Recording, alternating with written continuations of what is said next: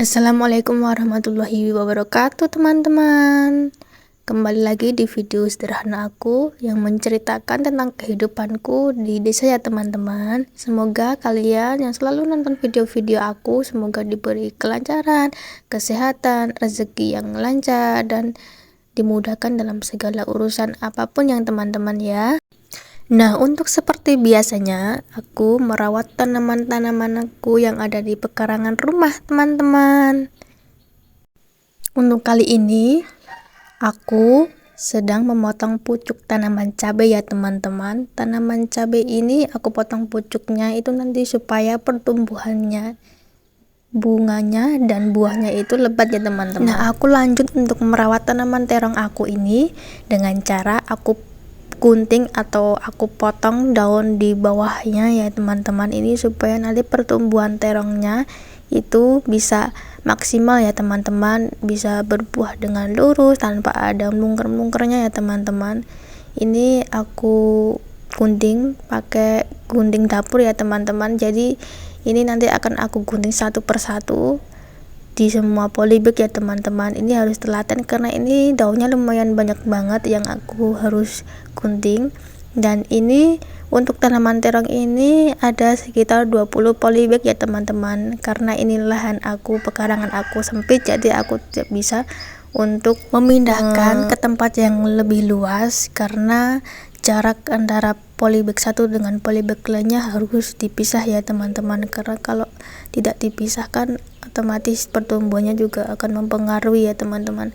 Dan karena lahan perkarangan aku sempit, jadi aku tidak bisa memindahkan ke tempat lain, bisanya cuman menggeser aja ya teman-teman ya. Dan untuk perawatan tanaman terong ini aku rawat dengan cara organik ya teman-teman, tanpa bahan kimia apapun. Ini benar-benar pure alami ya teman-teman. Ini sebagian tanaman terong aku ada yang kena penyakit bule atau penyakit kuning pada tanaman terong ya teman-teman.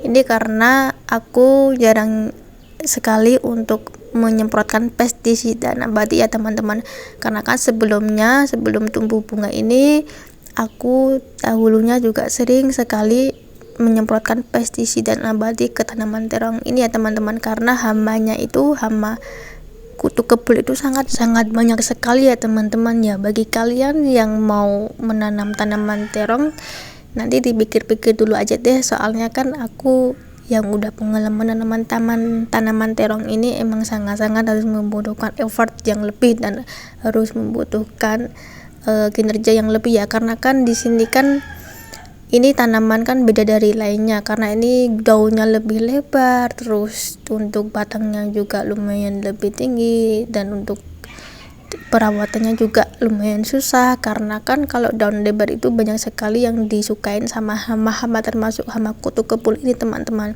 Karena aku dulunya itu merawatnya itu dengan cara menyemprotkan itu teman-teman, blenderan daun kates ya atau daun pepaya, itu saya blender, saya campur dengan 1 tetes sunlight ya teman-teman, kemudian diaplikasikan ke tanaman yang kena kutu kebulnya atau daunnya itu yang di bawahnya itu banyak sekali biasanya.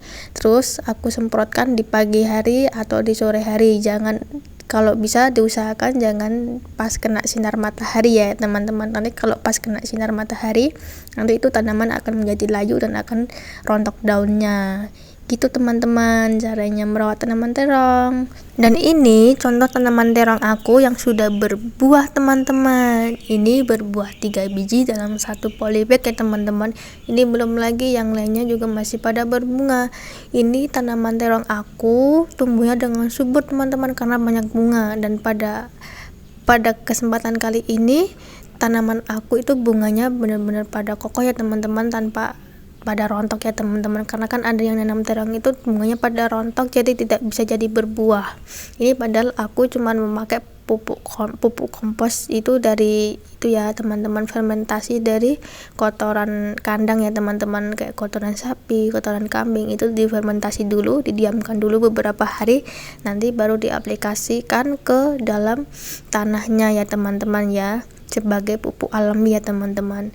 Nah kemudian ini masih banyak lagi yang harus aku potongin daunnya, itu yang di bawahnya itu ya teman-teman. Nah ini di polybagnya itu kenapa kok aku kasih batu ini ya, batu genting ya teman-teman, itu karena kan supaya tidak dicakarin ayam teman-teman, karena di sini tuh di pekarangan rumah aku tuh banyak banget ayam-ayam punya tetangga itu yang berkeliaran ya teman-teman ya. Jadi yang bisa merusak tanaman aku itu ya itu hama paling ngeselin tuh yaitu hama yang berupa ayam itu. Nah itu dengan cara itu dikasih batu atau dikasih serpihan-serpihan dari genting itu bisa kalian aplikasikan di polybag supaya tidak dicakarin ayam teman-teman.